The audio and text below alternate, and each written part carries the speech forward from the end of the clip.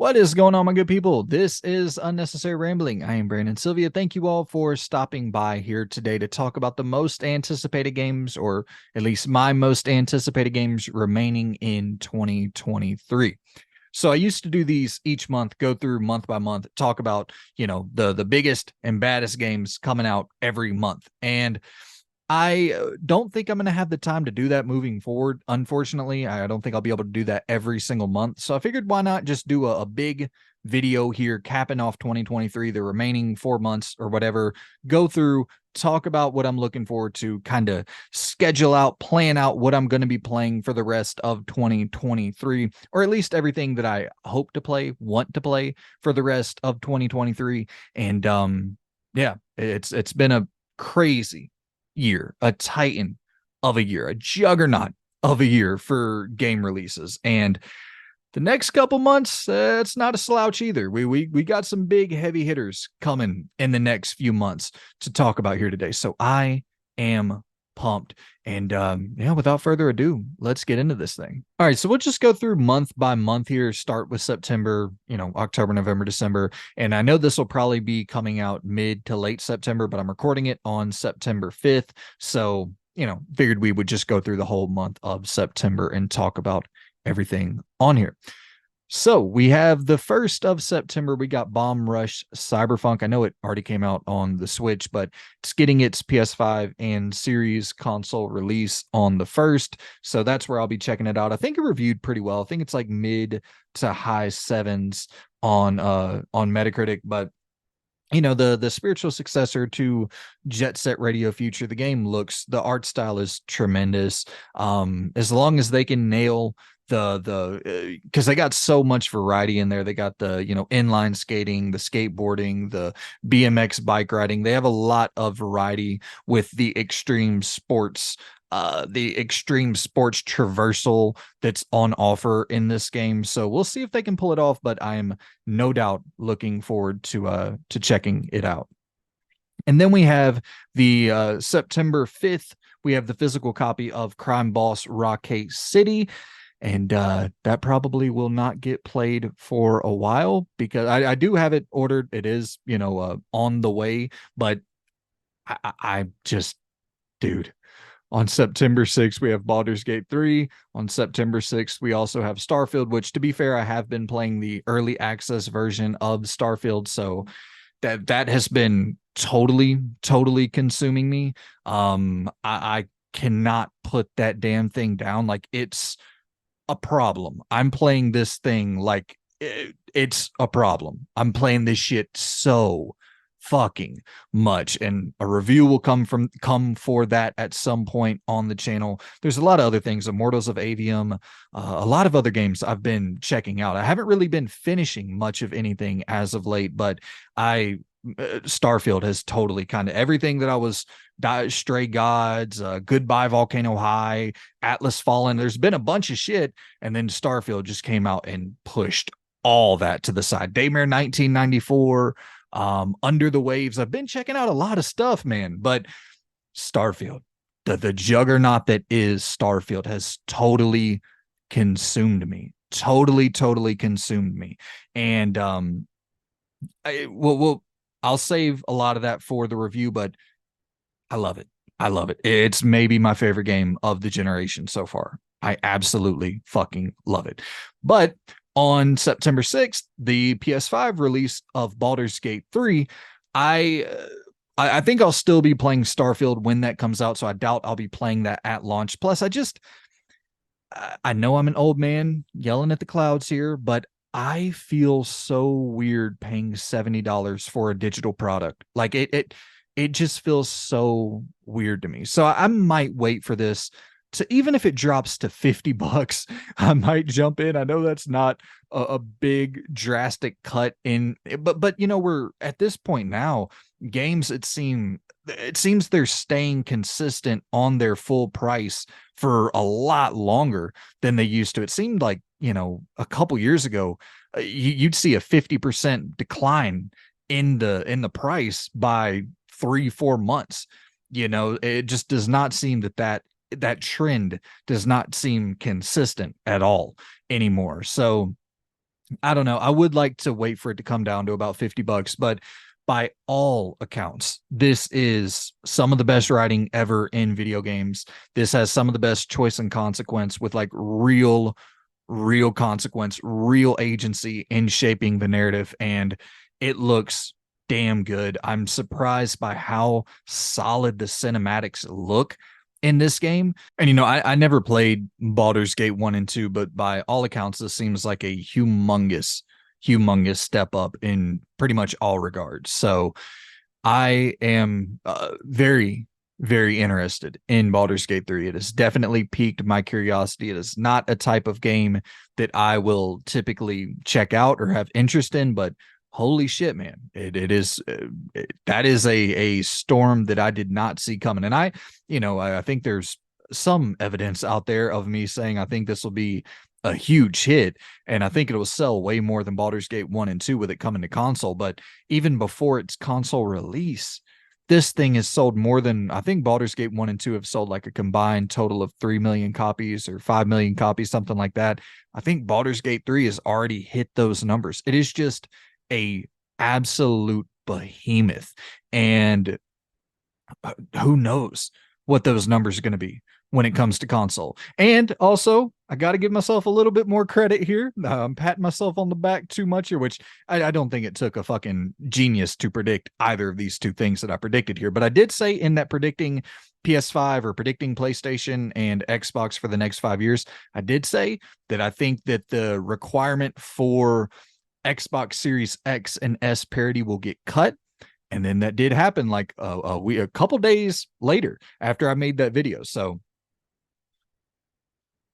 take it for what you will. Call me motherfucking Nostradumbass in this bitch. All right, but enough fucking self-praise here. Let's move on to September 8th, and we have NBA 2K24. I'm going to try to rapid fire run through some of these. I play the NBA 2K games every year. I won't buy it at full price. These are some of the very few games that actually do get those significant price cuts pretty quickly still. So I'll check it out at some point. I want to play through the Kobe, that legacy Kobe story, playing, through the Shaq days and playing through the Pau Gasol days. I probably even a little bit before some of the Pau Gasol days when the Lakers were kind of struggling, and then maybe like into the retirement game and stuff like that.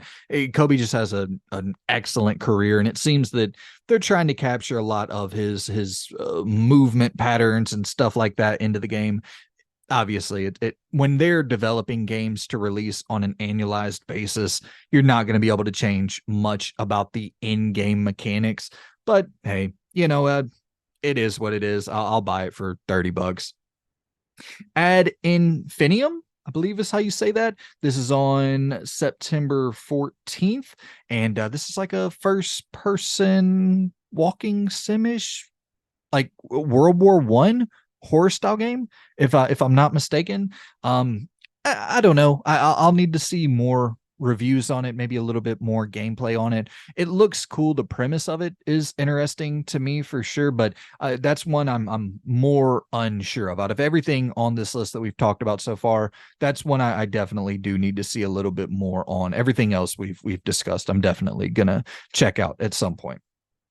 Mortal Kombat 1 drops September 19th of this year, and I haven't played a Mortal Kombat game in over a decade at this point. So this will be my first entry back into the franchise, see if I can get caught up to speed a little bit. And yeah, what I've seen of the game looks really fucking cool. They had some of the cinematics were revealed at Gamescom that looked super sick. They showed obviously Jean-Claude Van Damme as Johnny Cage, and that's like a full circle moment for NetherRealm, which I think is cool.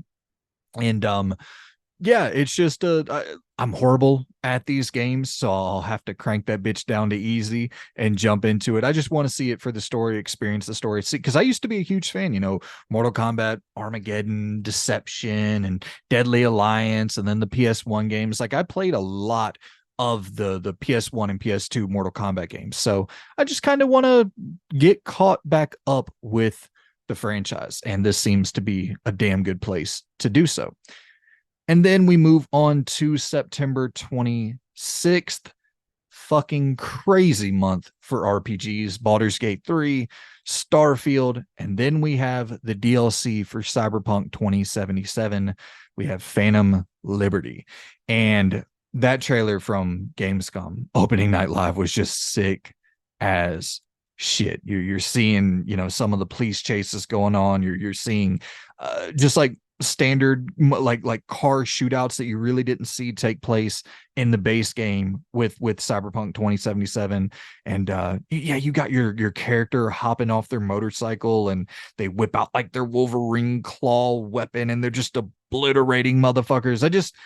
I really hope this thing launches in a decent fashion because although I do not think that CDPR deserves our forgiveness yet whatsoever, I do hope they can kind of get back on track with Phantom Liberty, and I hope that they can slowly start earning our trust, because this does seem to be like what Cyberpunk 2077 should have been from a mechanical level and from a just everything that they're trying to pull off here in Phantom Liberty. It seems like they're trying to course correct a little bit, and I can appreciate that. If it launches in a decent playable fashion, I can slowly take down my guard a little bit with CDPR. But I will say, damn sure not buying this thing on day one. Damn sure will not be buying this on day one. I'll very much make sure that this thing is fully functional and playable before I buy it. But gotta be honest, it looks fucking really, really cool. Idris Elba and Keanu Reeves acting alongside one another in a video game, that's just like ridiculously cool. All right, now let's move on into October. And on October 4th, we have Hellboy Web of Weird. And I really enjoyed the first Hellboy movie as a kid. Unfortunately, this Hellboy Web of Weird game is a roguelite.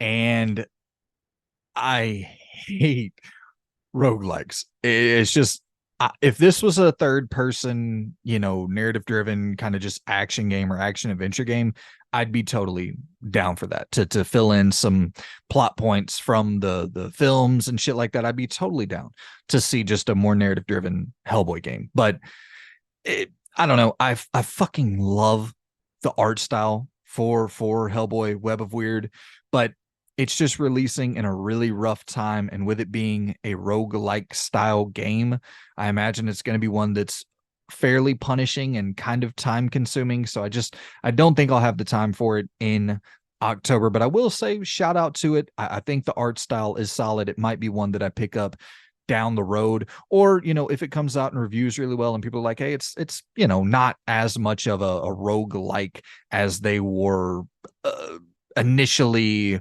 building this thing up as. So we'll see, but I think more likely than not, it'll be one that I end up playing well down the road, maybe 2024. But then on October 10th, we have Wild Card Football, and I miss NFL Street so damn much, man, that this is appealing to me just based off that. And I like the concept of Wild Card Football, and I liked it with All Pro Football 2K8, with having legend characters and you're building up your roster and kind of creating this team. Like I really like that concept a lot. And I think now we're in an age where you have so many more star NFL players that have that kind of face value, like a Tom Brady or like a Chad Johnson or Randy Moss, T.O., LaDainian Tomlinson, whoever you want to, go for there, that you can have these retired players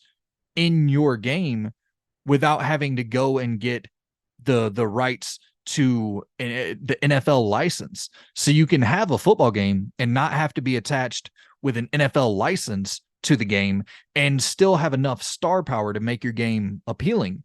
You know what I mean? And I think that when they tried that with All Pro Football 2K8, the roster was okay. You had like your Shannon Sharps and your Jerry Rice. And I think Jerry Rice, if I'm not mistaken, is in this game as well, with like Dan Marino and if I think Joe Montana might also be in wild card football, but you you had some big names in All Pro Football 2K8, but it wasn't a really stacked roster. And I'm hoping that this will be a lot more stacked. And I really don't know what the setup for this game is going to be, but if it is structured like, the old street games, I'm down for this. It looks a little bit more Mario Sports esque in a way, where you have like different powers and shields and shit you can kind of put on your characters, and you get these different power ups as you're running on the field and stuff, and like crazy, you can like throw bombs at people and shit. So it looks a little bit more arcadey and over the top, but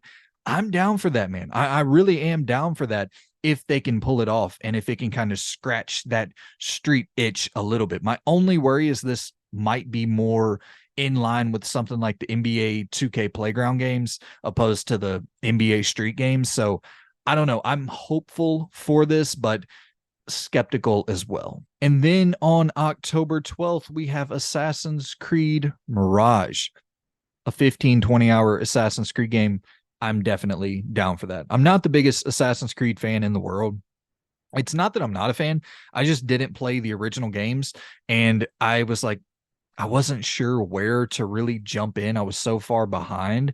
And then when Odyssey came out and it wasn't really attached in any big way to the other games, I was like, okay, I'll jump into that. And it just looked, more choice driven. The stylish shit I kind of like. It had a little bit of that BioWare flair. I remember seeing it like E3 2018, and they were showing the different branching paths and shit. I was like, fuck yeah, I'm down to check this out. But that was a humongous game, and I loved Odyssey. I absolutely adored Odyssey. And then I played Valhalla, and I was like, I don't really know, but this isn't clicking with me in a big way. But now, scaling that back, a 15-20 hour Assassin's Creed game, because I love the mechanics of Assassin's Creed. And I think it's also going to be $49.99. If I'm not mistaken. It has a pretty solid price point. So I think I'm there for Assassin's Creed Mirage.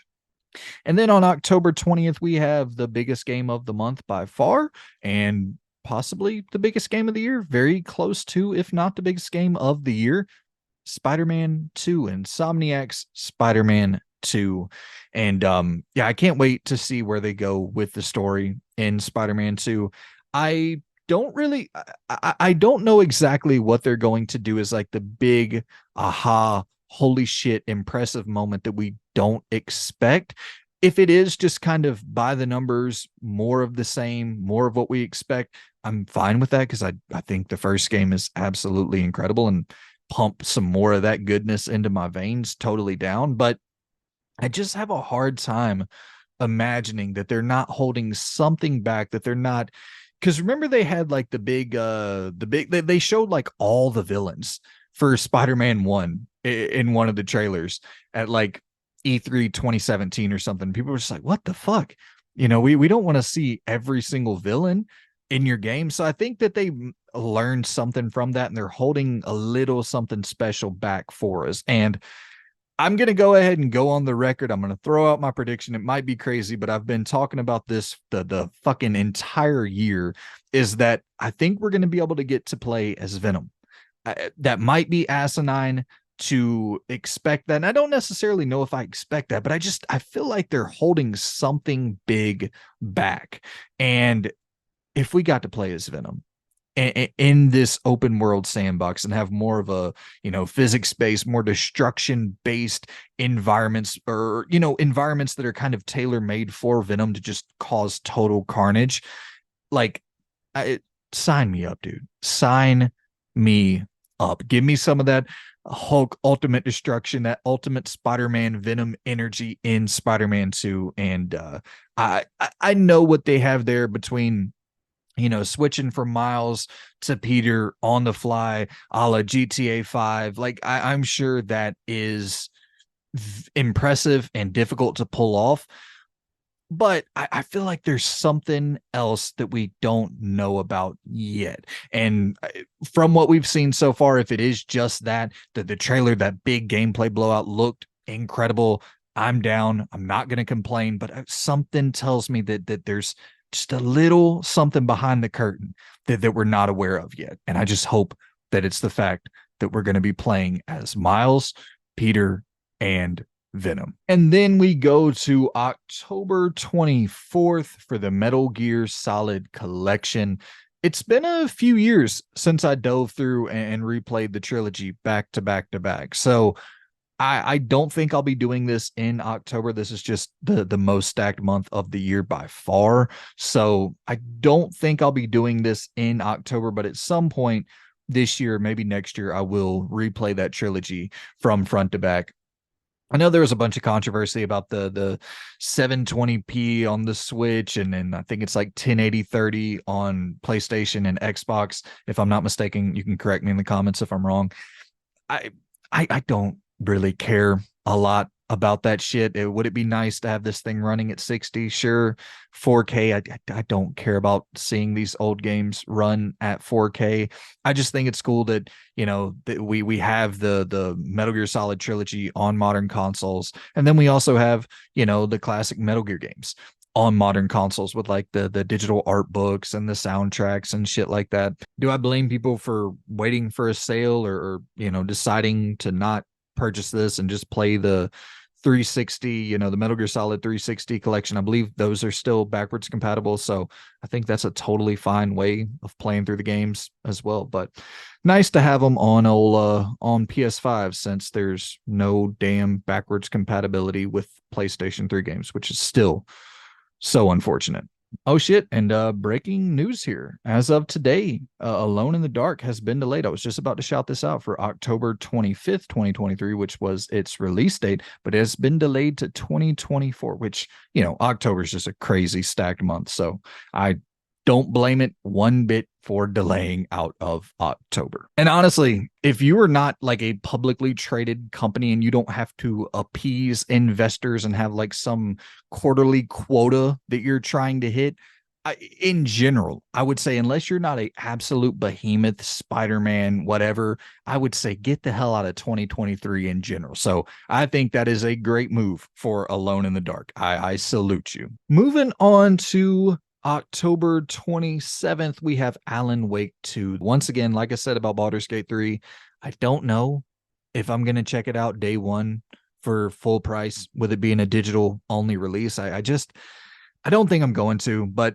good God, I'd be lying if I said it's not tempting. I'd be lying if I said it's not tempting, man. This looks so cool. We saw the like live action, cinematics at Gamescom opening night live, and how they were fusing that with in-game cinematics. And we got a little bit of a deeper look into Alan Wake's campaign, because from everything we've seen so far, we've mostly seen the Saga, the other character. We've seen her story, the kind of detective style character, and seeing Alan Wake and seeing kind of the full psychedelic meltdown that was ensuing on that screen. It just looked so sick, and I want to check this out, but they're gonna have to release this bad boy physically, or when it gets a price cut, I might jump in there, but I don't think I'm paying full price for this thing. But I do think it looks so fucking sick, to have the more detective style sections with Saga, the more Resident Evil style traditional survival horror sections with Saga, and then this psychosis fucking mad just hallucination with Alan Wake. Like, yeah, and then piecing everything together, it looks so cool. I'm not going to lie about that. It looks so cool. And I absolutely do not blame anybody for jumping into this and checking this bad boy out on day one digitally. It's just, it looks so good. So I totally get it, but I'm a caveman stuck in my ways. I want my damn box. Give me my damn box. Mr. Wake, I need my box. And then on October 31st, we have Jusant. And this looks really cool to me. I saw it for the first time at the Xbox showcase this year, and it looks like a kind of mountain climbing Breath of the Wild style title that kind of meets the isolation and the dread of something like a Death Stranding, maybe without being quite as pretentious as something like Death Stranding. And I don't know, it has like this kind of Fable-esque art style, and I think this shit just looks really cool. I don't know much about it, but I know it's coming to Game Pass day one, October 31st. If I'm not, knee deep in one of these other fucking humongous ass games, I think I will be jumping into Jasant. All right, now let's go ahead and run through November. And starting here on November 2nd, we have RoboCop Rogue City. And this is coming from the team who made that Terminator Resistance game that seemed to have developed a real cult following. And I'm not gonna lie, Rogue City, RoboCop Rogue City, it looks a little bit janky, a little bit rough around the edges, but I can really get into these kind of weird AA licensed titles, especially if they're not taking themselves too seriously. And this game doesn't really seem to be doing that. It just seems that you're jumping into the shoes of one of the most overpowered characters in the history of cinema, and you're going to town in these kind of slower, more methodical first person shooter. Seems very linear in the level structure. And I don't know. I'm kind of into it from what we've seen. I'm sure it's going to be B movie tier, schlocky, cheesy. And I don't know. This might not be something that I play on day one, but a nice little linear, hopefully no more than like 10-hour first person shooter campaign where you're playing as RoboCop. I think that's kind of cool. And just cool that RoboCop's getting a standalone video game in 2023. I feel like that's not something that was on the bingo cards. And then on November 2nd, we have Thirsty Suitors. And this is one that I'm there day one for this. It's a skateboarding turn-based RPG combined with some sort of dating sim. I'm very interested to see if they can flesh all of those systems out in a cohesive manner. I'm kind of doubtful that all of them will stick the landing, but I appreciate the ambition. It's being published by Annapurna, so you've got to have kind of some faith that they saw the vision for what this game could be, and I just hope it materializes into a at least mostly cohesive product. And yeah, I'm there day one for Thirsty Suitors. November 3rd, 2023, we have Quantum Error. And this is a visual stunner. This looks really good from a visual front and from a technical front for an indie game. And if I'm not mistaken, I believe this is the studio's first game ever. And it seems to be like a narrative driven first person shooter with some light horror elements fused in there. I think the character models look great. The story looks legitimately interesting. I am kind of still wondering how the gameplay will feel when we actually get our hands on it, but it undeniably looks intriguing. A lot of BioShock influence in there, and a little bit of fear influence as well. So yeah, Quantum Error. I am curious. And then on November 7th, we have Banisher's Ghost of New Eden from the Vampire team, or from Don't Nod, who also made Life is Strange. But this seems to be more in line with Vampire, more of a third-person action-adventure title with some narrative choices that you're making in the mix there as well. It doesn't seem to be as free and as open-ended as Vampire with the choices that you're making. It does seem that from the little bit of gameplay we've saw, it seems to be that you're only like either sparing people or sacrificing people, I believe was the terminology in the trailer. And it seemed like those were the only two options. So I'm hoping that there's a little bit more depth to the decision making in this game other than just those two options. But I don't know, I want to see more of this game, just more. I would like to see like a 15-minute chunk of this thing running to kind of know what we're going to be getting our hands on and what this game is actually going to be. But no doubt, I'm curious. Would I be surprised if this got delayed to 2024? Absolutely not. But I am pretty sure I'll be checking this out on day one if it releases on November 7th. I just really thought Vampire was super ambitious, and I want to see where this team goes next while staying in that direction. And then moving on into December, we only have one game for December, but we have on the 7th of December, Avatar Frontiers of Pandora. And this is what one of the Ubisoft massive teams are working on, while the big dogs are cranking out Star Wars Outlaws. But yeah, I don't know. Avatar Frontiers of Pandora looks cool. Looks like a little, kind of Far Cry with an Avatar skin on it. I do think the world is visually appealing, very vibrant. I'm not the biggest Avatar fan in the world. I watched the first movie. I still haven't seen the second movie yet, that came out this year, if I'm not mistaken. But I do think the world is cool. I think it looks sick as hell that you're jumping onto these different flying mounts, and then flying around shooting people with your bow and arrow, and it kind of has that mix of, like I said, the Far Cry first person shooter vibe. And then I think you're also trying to cleanse these environments, that opens up new paths for you to explore, if I'm not mistaken. It's just, I don't remember everything that was revealed from when we saw that gameplay deep dive for the first time. But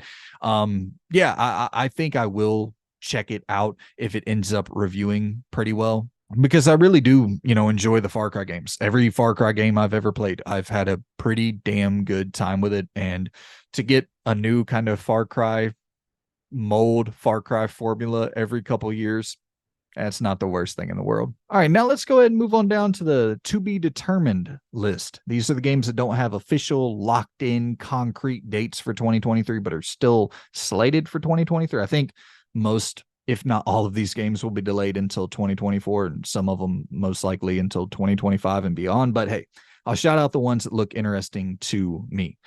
Crimson Desert, did the dude, this fucking trailer at opening night live. This was hands down the highlight of the show. This is one of the most insane games I've ever seen in my life. No chance that it comes out this year. The fact that it's even on this list is insane to me. There's no chance this releases in 2023. I could see it very well not releasing in 2024, but I do got to say, we saw a good chunk of gameplay in this thing. And if it's even half as ambitious as what we saw in that trailer, and I'll obviously roll the gameplay on the screen so you can see it. If it's half as ambitious as what you're seeing on the screen right now, this is a fucking slam dunk success. You got Breath of the Wild fused with Ghost of Tsushima, fused with the chaos and environmental destruction of something like a Just Cause. And you also see your character like pulling off grapple moves and shit, like wrestling moves. And then you also have like, your Final Fantasy Ghost of Tsushima-esque swordplay. It's just stupidly ambitious to a point where I'm like, how in the world could this be possible? You also even saw like some Tears of the Kingdom influence with the puzzle solving and the freedom within the puzzle solving. And the only thing we didn't see much of at all was if there was any real story that was going to be taking place in this game. It had everything else but cinematics. You were going out and fishing and flying around and avoiding bombs and ducking and dodging and elusive maneuvering. Like it had everything. This trailer had absolutely everything. But look, I'm not gonna lie, like this game is definitely borrowing from a lot of other titles and taking influence from a lot of other titles, and then kind of combining all these different elements into this stew. And maybe it's not the most innovative game in the world, but I don't know. I think there's if they can pull this off and pull all these different elements, these great elements from other games, and kind of mix it into their own thing. Sure, maybe it's not the world's most innovative game, but that's damn sure impressive. And yeah, Crimson Desert from the I believe Black Desert, the MMO, from those developers. Something to for sure keep your eye on. This is something. All right, now we'll go ahead and kind of rapid fire run through these next few titles here. We have Everywhere. This is from Leslie Benzies. I believe the name of his team is Build a Rocket Boy. It's essentially like a GTA online style competitor, Fortnite style competitor, but it did have a glimpse of like a third person narrative driven, almost looked like Grand Theft Auto in a lot of ways, like more of a sci-fi futuristic Grand Theft Auto in some sense inside of the game, called Mind's Eye. I believe Mind's Eye was built off of everywhere with like the different creation tools, similar to how you can create games inside of Fortnite. Who knows? There's no chance this thing comes out in 2024. Once again, this is stupidly ambitious, but yeah, it's a game that I'm very curious about. I'm not necessarily excited about everywhere and the Fortnite-esque nature that I believe everywhere will end up being, but Mind's Eye looks sick as shit. I really want to just be able to buy that Mind's Eye game and kind of avoid the everywhere stuff, but who knows if that is possible. Myth Force, this is a Saturday morning cartoon first person shooter, first person melee style game. The art style is just absolutely fucking exceptional with this title. I believe it has some roguelike elements to it, which is a bummer, but no doubt the art style is incredible. Replaced, once again, incredible art style. It's this sick looking 2.5D action platformer. It's coming to Game Pass, and we haven't heard anything of this game for quite some time, but I love that cyberpunky aesthetic and just the art style in general, like I said, is immaculate. Doubt we'll see it this year. I think if we were going to see it, we would have already seen it by now, but yeah. And then we got Stellar Blade, which is pretty much Bayonetta, but not forcing me to play Bayonetta on the Switch. That's all you really need to say to sell me on this. I love this. Is one of my favorite genres of game, the character action genre, and yeah, it looks super fucking sick. Stray Souls, this is a Silent Hill inspired horror game, but with kind of a modern 3D full control of your camera, like third person controls and shit.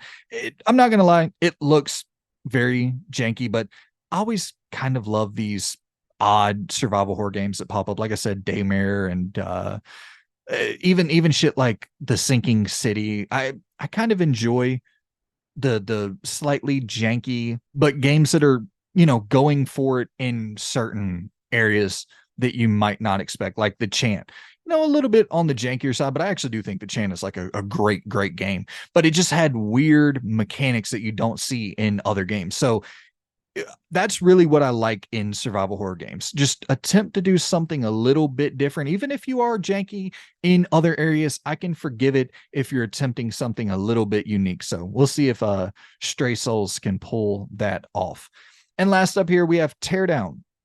This is a very physics-based game. Looks like kind of a blend of Minecraft and GTA.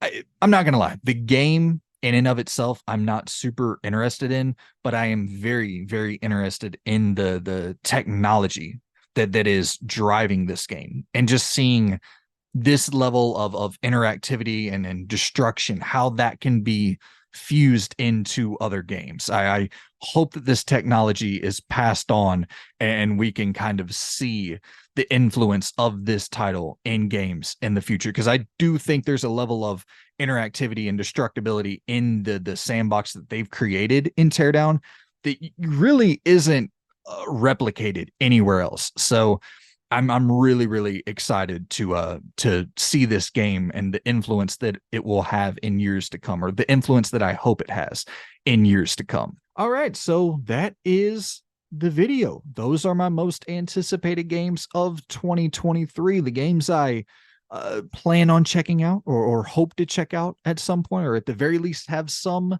interest in, that are still set to release this year. So appreciate y'all tuning in. Hit me in the comments down below. Let me know your most anticipated games that are still remaining in 2023. And stay tuned for that Starfield review. I definitely plan on having that up sometime either early October or late September. I'll be diving into that game a whole hell of a lot more. I imagine I'll probably be close to 100 hours in by the time I do my damn review. I just can't put that thing down. But I'm also gonna, I'll return to talking about like multiple games in videos and a lot of shit. Like I said, Atlas Fallen, Immortals of Avium, and Stray Gods, a bunch of stuff that I want to talk about. So I'll figure out how to restructure that. And always stay tuned for the community polls. I'll still be posting those for individual videos as well. So I appreciate y'all for stopping by. I appreciate y'all for tuning in.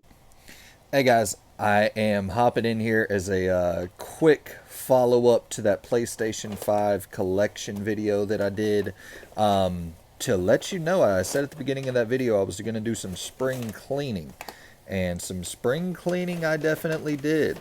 I've got stacks and stacks of games here that I shall be trading in soon. So I stuck to my word there, and I definitely have began cleansing the collection of games that I will probably never check out, or games that I've played and didn't really enjoy. So I'm on my way to cleaning up this collection and getting rid of shit that I don't need in it. So, which I'll probably, end up taking some store credit somewhere and then end up buying more shit that I have to get rid of later. And the cycle will just continue. I'll be a revolving door of having shit that I don't need. But hey, I guess just wanted to quickly provide you guys with an update. Thanks for watching this video about 2023 most anticipated games that have nothing at all to do with what I'm showing you now. Sorry, I guess. Thanks for watching. Have a good one. Goodbye.